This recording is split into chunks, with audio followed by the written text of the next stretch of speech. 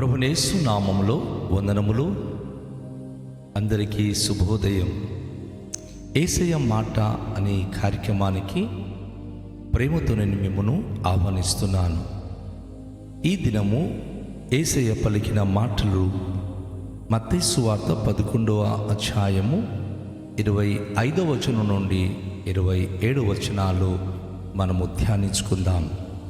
ఆ సమయమున యేసు చెప్పినదేమనగా, తండ్రి, ఆకాశమునకును భూమికిని ప్రభువా, నీవు జ్ఞానులకును వివేకులకును ఈ సంగతులను మరుగు చేసి పసి బాలురకు బయలుపరిచినవని నిన్ను స్తుతించుచున్నాను. అవును తండ్రి, ఇలాగు చేయుట నీ దృష్టికి అనుకూలమాయెను. సమస్తమును నా తండ్రి చేత నాకు అప్పగింపబడి ఉన్నది. తండ్రిగాక ఎవ్వడును కుమారుని ఎరుగడు, కుమారుడు గాకను కుమారుడు ఎవనికి ఆయనను బయలుపరచ నిర్దేశించినో వాడు గాకను మరి ఎవ్వడును తండ్రిని ఎరుగాడు. నా ప్రియ సహోదరి సహోదరుడా, ఈ ప్రశస్తమైన సమయంలో యేసయ్య పలికిన ఈ విలువైన మాటను మనము చూస్తున్నాం. ఒక విషయాన్ని గమనించండి. చాలామంది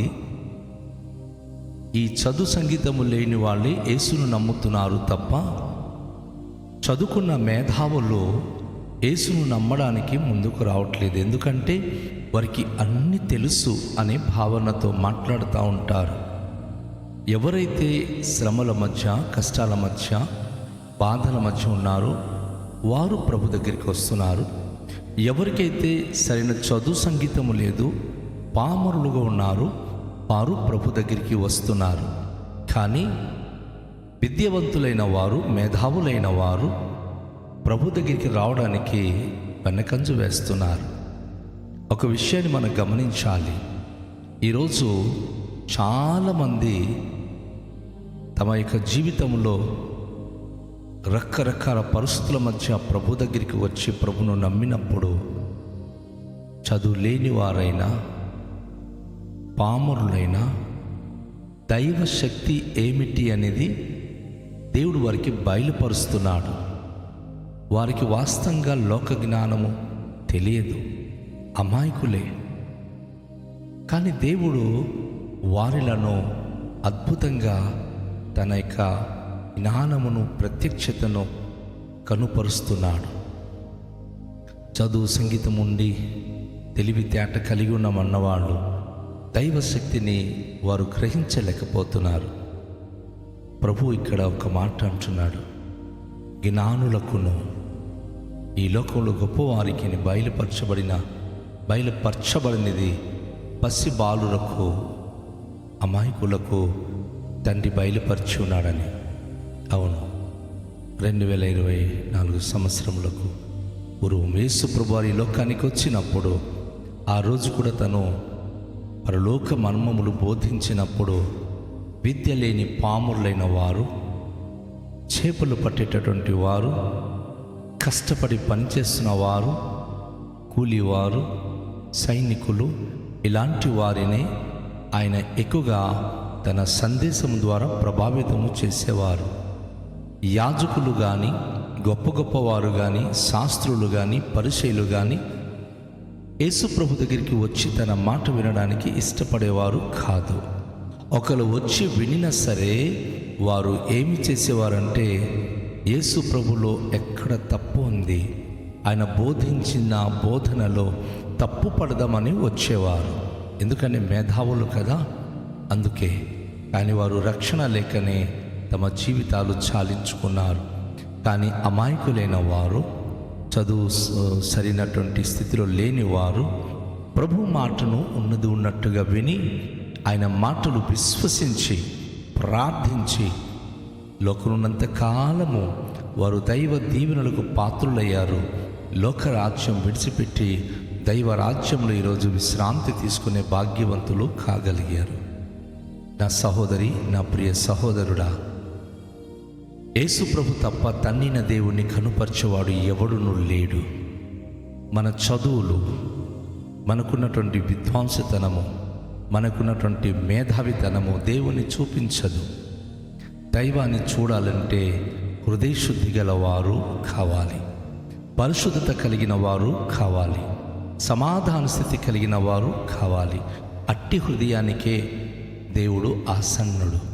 లోకరీత్యా విమర్శించబడి తిరస్కరించబడి అనేకమైన విషయాల్లో కృంగిపోయిన వారు దేవుని యొక్క ప్రత్యక్షతను వారు చూడడానికి దేవుడు ఎంతగానో కృప చూపిస్తున్నాడు. నా ప్రియ సహోదరి, నా ప్రియ సహోదరుడా, యేసయ్య చెప్పిన మాటలు మనము వింటున్నాము కదా. యేసు ప్రభువారు తన మాటల ద్వారా పసి బాలులను ఆయన బయలుపరిచి ఉన్నాడు. అంతేకాకుండా కుమారుడైన యేసు ప్రభువారు బయలుపరిస్తేనే కానీ ఎవరు తండ్రిని చూడలేరు, తండ్రిని ఎరుగలేరు.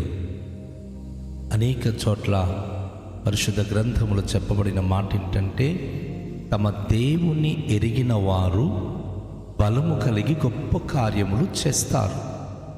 నీకు చదువు, జ్ఞానము, వివేకము వీటి ద్వారా నువ్వు గొప్ప కార్యములు చేయలేవు. జ్ఞానానికి సంబంధించిన మాటలు పలకగలవు, జ్ఞానానికి సంబంధించిన కార్యాలు చేయగలవు. కానీ నీ బ్రతుకులో ఎదురవుతున్న శోధన శ్రమలను దాటడానికి అది ఏమాత్రం నీకు ఉపయోగపడదు. ఎన్ని పుస్తకాలు చదివినా నీ సమస్యల నుంచి బయటికి రావడం నీ చేత కాదు. సమస్యల నుంచి, బాధల నుంచి, కష్టాల నుండి బయటికి రావడానికి దైవ దీవెనలు కావాలి, దేవుని కటాక్షము కావాలి. ఈరోజు అనేకమైన చదివి విద్యావంతులైన వారు మానసికమైనటువంటి రోగిగా మారిపోతున్నారు. నిరుద్యోగ సమస్యలు ఎదుర్కొంటున్నారు. నాకు అన్నీ వచ్చు అనుకున్న వారు తినడానికి అన్నము లేని స్థితిలోనికి, చాలా పేదరికతలోనికి వెళ్ళిపోతున్నారు. కారణం ఏమిటి అంటే, ఈ లోకంలో నేను జ్ఞానిని కదా, ఈ లోకంలో నాకు అన్నీ తెలుసు కదా అనుకున్న వారికి లోకం ఎప్పుడు కూడాను సరైన రీతిగా వారికి సహాయపడదు. దేవుని యొక్క కటాక్షానికి కూడా వారు దూరం అవుతున్నారు. అయితే ఎవరైతే నిష్కళంక హృదయంతో ఏ విధమైన ఆధిక్యత లేకపోయినా దేవుని యందు విశ్వాసం కలిగి జీవించడానికి ఆయన మాటలు వింటున్నారో, తన యందు నమ్మిక ఉంచుతున్నారో, వారి జీవితంలో ఎదురయ్యే సమస్తమైన సమస్యలు, సమస్తమైన బాధలు, దుఃఖ కష్టాల నుంచి దేవుడే వారికి విడుదల చేసి ధైర్యంనిచ్చి వారిని నడిపిస్తున్నాడు. ఇది ఖచ్చితంగా మనము గ్రహించాలి. దేవుని ప్రియ బిడ్డలారా, ఈ యొక్క ప్రశస్తమైన సమయంలో దేవుణ్ణి మనకు కనుపరిచింది యేసు ప్రభువారు. ఏ మనిషి కూడా దేవుని ఎన్నడూ చూడలేదు. దేవుడు ఎలా ఉంటాడు అని గనుక మనం అన్వేషిస్తే ఎక్కడెక్కడ తిరిగినా మనకు దేవుడు కనబడడు. ఎందుకంటే ఈరోజు బైబిల్ చదివిన సామాన్యమైన మనిషి అయినా చెప్పగలిగేది ఏంటి అంటే, ఎప్పుడైతే మన హృదయం శుద్ధి చేసుకొని మన తప్పిదాలు ఒప్పుకొని ప్రార్థన చేస్తామో దేవుడు మనకు ప్రత్యక్షమవుతాడు. దేవుడు మనకు నెమ్మదినిస్తాడు, సహాయం చేస్తాడు. ఈరోజు లోకములో దేవుడు మనకు మన ఎడల చేసేటటువంటి కార్యములు ఎంతో ఉన్నతమైనవి, ఎంతో గొప్పవి. అది మనం గ్రహించాల్సిన వారమై ఉన్నాము. అందుకే ప్రభు ఈరోజు తన మాటల ద్వారా తెలియచేస్తా ఉన్నాడు. తను బయలుపరిస్తేనే కానీ తండ్రిని ఎవరు చూడలేరు. ఈరోజు మన జ్ఞానము, మన తెలివితేట దేవునికి మనకు చూపించదు. కానీ మనలో ఉన్న వినయ స్వభావము, దేవుని గురించిన మాటలు విని లోబడడమే మనకు తండ్రిన దేవునికి కనుపరుస్తుంది, తండ్రిన దేవునికి జాడను చూపిస్తుంది. సో దేవుని ఎరిగినప్పుడు మనము బలము కలిగి గొప్ప కార్యములు చేయగలము. దేవుని ఎరిగి ఉండడానికి దేవుడు ఎంతో గొప్ప దీవెన అనుగ్రహించాడు. ఒక భక్తుడు అంటాడు, ఏ నరుడు ఎన్నడూను దేవుని చూచి ఉండలేదు. తన రొమ్ముపై ఆనుకున్నటువంటి అద్వితీయ కుమారుడైన యేసు ప్రభుయే తండ్రిన దేవునికి మనకు కనుపరిచాడు. పరిశుద్ధ గ్రంథములో చాలా గొప్ప ప్రవక్త ఉన్నాడు. ఆ ప్రవక్త పేరు మోషే. ఆయన దేవునితో అనేక మారులు అద్భుతమైనటువంటి ప్రకాశవంతమైన మేఘములో దేవుడు మాట్లాడినప్పుడు ఆయన వినేవాడు. దేవుడు చెప్పిన ప్రతి మాటలు ఆయన పుస్తక రూపంలో రాసి పరిశుద్ధ గ్రంథమైన బైబిల్లో 5 పుస్తకాలు ఆయన ప్రచురపరిచిలకు రాసి మానవ జాతికి అంకితము చేశారు. ఆయన సృష్టి క్రమం గురించి, దేవుడి ఏర్పాటు గురించి, దేవుని నడిపింపు గురించి, చట్టాల గురించి అన్నీ దేవుడు సీనాయి పర్వతం మీద మోసే భక్తులకు చెప్పినవన్నీ ఆయన వ్రాస్తూ అవన్నీ మనకు ఈరోజు చదువుకొని ధ్యానించడానికి ధర్మశాస్త్రము అని ఒక పేరు ఆయన పెట్టి ఆ గ్రంథాన్ని బహుకరించారు. ఆయన అంత గొప్ప భక్తుడైనప్పుడు కూడాను దేవునికి అంటాడయ్యా, ఒక్కసారి నేను మీ ముఖం చూస్తాను, మీ మహిమ గల ముఖాన్ని దర్శిస్తానంటే దేవుడు అంటాడు, మోషే నా మాటలను వింటావు, నా మహిమ చూస్తావు, కానీ కళ్ళార ఏ మనిషి నన్ను చూచి బ్రతకలేడయ్యా, మాడిపోతాడు, చచ్చిపోతాడు. నా మహిమ చూడగలరు కానీ నా ముఖము చూడడం ఎవరి వశము కాదు. కారణం ఏంటి అంటే కోటి సూర్య ప్రభావం కంటే మహాప్రకాశవంతమైన వాడు ఆ మహిమగల దేవుడు. అందుకే యేసే అంటున్నాడు, ఎవరు కూడా దేవుని చూడలేడు, కానీ తన రొమ్మున ఆనుకున్న కుమారుడైన యేసు ప్రభు ఆయనకి ఎరుగును, ఆయనే తండ్రిని బయలుపరచును. ఒకరోజు తండ్రి వద్దకు మనం వెళతామనే అష్యూరెన్స్ యేసు ప్రభు వారు మాత్రమే ఇచ్చారు. ఆయన అంటారు, నేనే మార్గము, సత్యము, జీవము, నా ద్వారా తప్ప ఎవ్వరునూ తండ్రి వద్దకు రాలేరు. అవును, ఒక సరైన మార్గంలో సరైన జీవిత విధానాలు కలిగి యేసు ప్రభుతో ఎవరైతే నడుస్తూ ఉన్నామో నిశ్చయంగా మనము తండ్రి అయిన దేవుని వద్దకు, ఆయన రాజ్యానికి చేరుతాం. ఆయన మన కోసం ఎదురు చూస్తూ ఉన్నాడు. మనం ఆయనను కలవాలి, ఆయన మనతో కలవాలి, మనం శాశ్వత కాలము ఆయన రాజ్యములో ఉండాలని ఆయన ఆశపడుతున్నాడు. నా ప్రియ సహోదరి, నా ప్రియ సహోదరుడా, ఈ ఉదయకాలములో దేవుని పవిత్రమైన స్వరం వింటున్న ప్రతి ప్రియ బిడ్డలు యేసు ప్రభుయే తండ్రి దేవుని ఎరుగును కనుక ఆయన బయలుపరచడానికి ఉద్దేశించి ఇష్టపడుతున్నాడు. నా సహోదరి సహోదరుడా, ఈ లోకంలో నీకు డబ్బు ధనాలు ఎంత ఉన్నా, జ్ఞాన వివేకం ఎంత ఉన్నా, బంధుబలగం ఎంత ఉన్నా, దేవుని నువ్వు చూడకపోయినప్పుడు వీళ్ళందరూ నీతో రారు, నీతో ఉండరు. చనిపోయిన తర్వాత ఎవరికి వారే. చనిపోక ముందే ఇది నా భార్య, ఇది నా బిడ్డలు, ఇది నా కుటుంబం అని చెప్పి మన వాళ్ళందరి కొరకు మనము ప్రేమతో మాట్లాడతాం. కానీ ప్రాణము ఎగిరిపోయిన తర్వాత ఎవరు మన వెంట రారు, ఎవరు మన తోడు ఉండరు.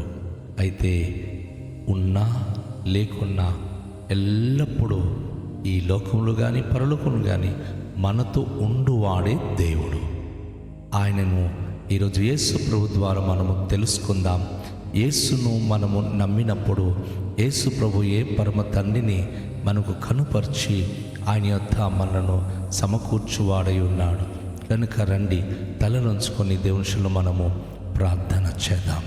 మికిలి దయగల పరలోకపు తండ్రి, ఈ ప్రశస్తమైన ఉదయకాల సమయంలో మీ మాటలు విని ఉన్నాము. ప్రభువైన యేసుక్రీస్తును ఎరుగుటయే తండ్రిన దేవుని ఎరుగుట. ప్రభువా, అనేక లోతైన మర్మములు మాకు మీరు బయలుపరచి మీతో మేము కలిసి జీవించడానికి, మీలో ఉండడానికి ఏం చేయాలో ఉపదేశిస్తున్న విధానమును బట్టి మీకు వందనాలు. తండ్రిన దేవుని ఎరిగిన వారమై, ప్రభువైన యేసుక్రీస్తును కలిగిన వారమై ఈ లోకంలో మీ మహిమకు జీవించే భాగ్యం మాకు దయచేయండి. ప్రతి పరిస్థితులను మీ మహిమ కొరకు ఎదిరించి మీ కొరకు నిలిచే భాగ్యం అనుగ్రహించుమని యేసు నామములో ప్రార్థిస్తున్నాం తండ్రి, ఆమేన్. అందరికీ దేవుడు దీవించునుగాక. షాలోమ్.